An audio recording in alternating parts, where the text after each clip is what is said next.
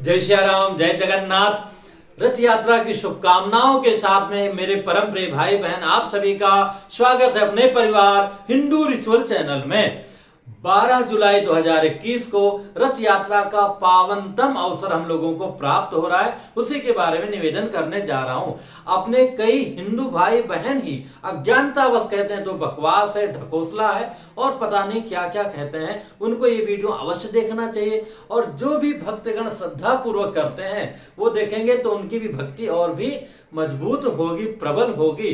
प्रभु ने स्वयं जो है इंद्रद्युम्न को कहा था कि जो है भक्तों की भक्ति बढ़ाने के लिए और जो अविश्वासी लोग हैं उनके विश्वास को जगाने के लिए रथ यात्रा का आयोजन मैं अपने भक्तों से करवाता हूं।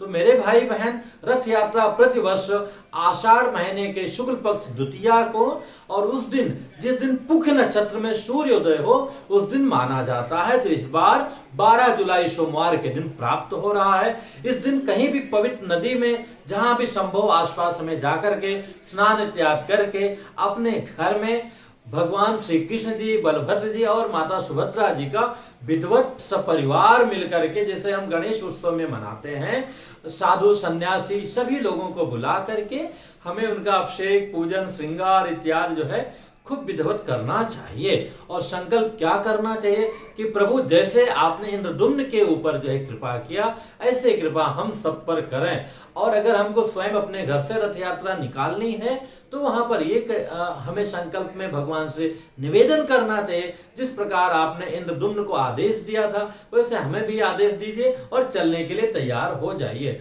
और बाकी अपने घर में पूजा करके और जहां भी विधिवत रथ यात्रा हो रहा हो वहां जाके हमें दर्शन करना चाहिए। संभव तो बिल्कुल नजदीक जाना चाहिए, नहीं कुछ हो सकता है तो मार्ग की सफाई कर देना चाहिए। उन सब का महत्व जो स्कंद पुराण में आया है मैं आपको बताने के लिए जा रहा हूं। और मेरा आप सभी से प्रार्थना है, भगवान ने दिया है, स्वस्थ हैं तभी जाकर के एक बार रथ यात्रा में तो अवश्य जो है जगन्नाथपुरी में रथ यात्रा का और उसमें भी प्रयत्न करके नजदीक से भगवान को निहारना चाहिए, दर्शन करना चाहिए। दूर से भी कर लेंगे तो भी बहुत पुण्य है। प्रभु तो हर जगह जो है वायु से भी तेज उनका व्याप्त है। जहां जो है राम जो नहीं है वहीं पर मरा है, वहां कुछ है ही नहीं। तो कौन सा ऐसा स्थान है जहां हमारे प्रभु जगन्नाथ जी नहीं है। और इस बात और हमें बड़ी प्रसन्नता हो रही है कि उनकी ही कृपा से एक जो अपने यहाँ रेल मंत्री अभी बने हैं वैष्णव जी, उन्होंने जगन्नाथ स्वामी का नाम लिया, हृदय मेरा गदगद हो गया। इतनी महिमा है, तभी तो पूरे विश्व में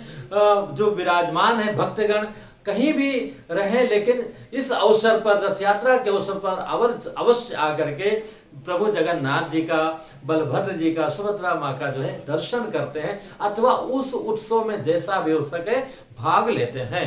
तो इतना बड़ा पुण्य है, जैसा कि मैंने पहले बताया था, दूर से भी अगर हम देख लेते हैं तो हमारी जीवन में आने वाली विपत्तियां नष्ट हो जाती हैं। इसके बाद में जो संकीर्तन करते हुए, भगवान के नाम का जप करते हुए, संकीर्तन करते हुए दर्शन करते हैं, उनका जो है 100 जन्मों का पाप उनका नष्ट हो जाता है।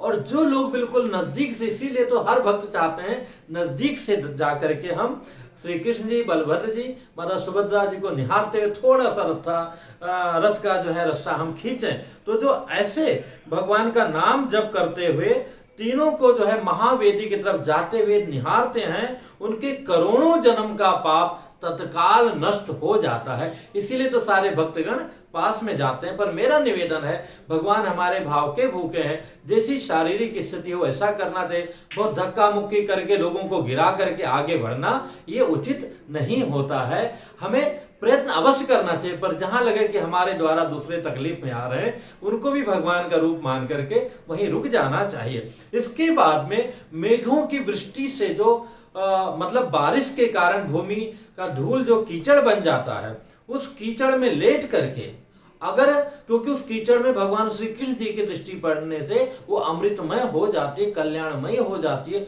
उस कीचड़ में जो श्रद्धा पूर्वक जो है साष्टांग प्रभु को प्रणाम करते हैं और वो लोग जो है करोड़ों पापों से तुरंत जो है भगवान की दृष्टि पड़ने से मुक्त हो जाते हैं और बाद में भगवान के धाम को प्राप्त होते हैं।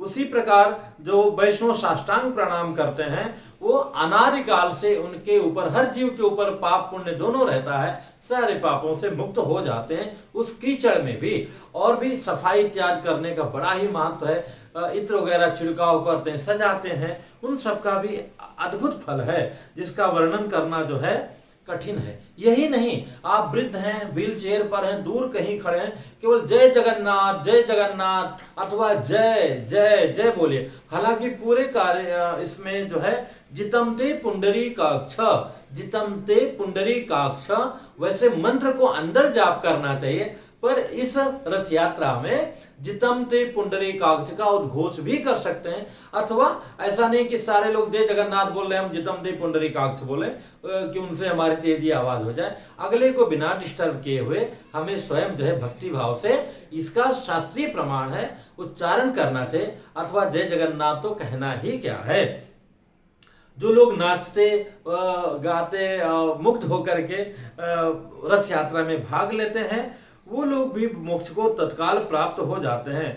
जो भगवान श्री कृष्ण का नाम जपते हुए, इसलिए हरे रामा राम राम हरे हरे, हरे कृष्ण कृष्ण कृष्ण हरे हरे जपते हुए रथ यात्रा में लोग भाग लेते हैं। जो ऐसे लोग हैं वो लोग गर्भ से छुटकारा पा जाते हैं, किसी भी योनि में उनका जो है दोबारा जो है जन्म और मरण के बंधन से मुक्ति पा जाते हैं। इतना बड़ा महत्व है रथ यात्रा में भाग लेने का।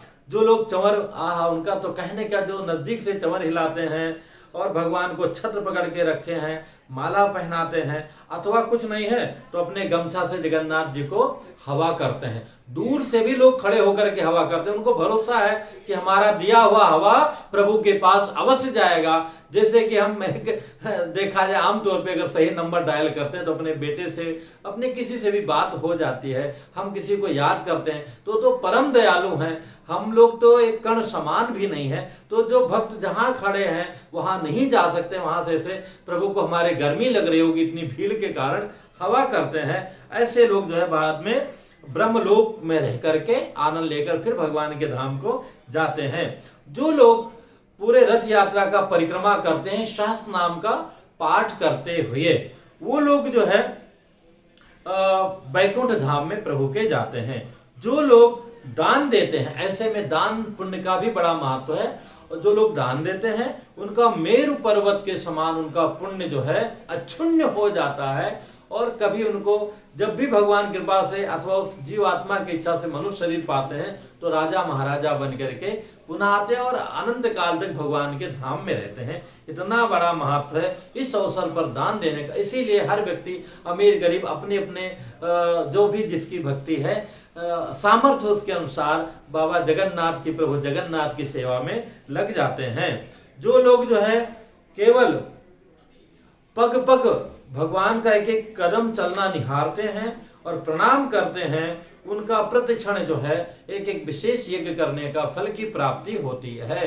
जो लोग लेट लेट करके उस धूली में, अथवा एक बार निहारे फिर लेटे, एक बार निहारे फिर लेटे, उल्टा प्रणाम करते हुए जिधर भगवान जा रहे हैं ऐसे चलते हैं, इन सारे लोगों का पुण्यों का वर्णन करना बहुत ही कठिन है। तो मेरे भाई बहन, जैसा सामर्थ्य हो वैसा करना चाहिए। केवल जय जयकारा करने से भी भगवान का धाम हमें प्राप्त हो सकता है। तो इतना बड़ा महत्व है जिसको कई लोग अज्ञानतावश कुछ भी कह देते हैं, इसका हमें पूरा लाभ लेना चाहिए। और मेरा परम सौभाग्य होगा जब इस अवसर पर कभी जगन्नाथ स्वामी जी के रथ यात्रा का दर्शन मैं भी किसी भी रूप में कर पाऊंगा, नहीं तो दूर से खड़े होकर जय जय जय श्री राम जय जगन्नाथ का ही जो है उद्घोष करते हुए आनंद ले पाऊंगा। उन लोगों के चरण छूने का मन करता है जो इस रथ यात्रा में देश विदेश से आए हैं अथवा वहीं पर हैं, जाकर के भाग लेते हैं। उन सभी को मेरा प्रणाम है। जय जगन्नाथ, जय श्री राम।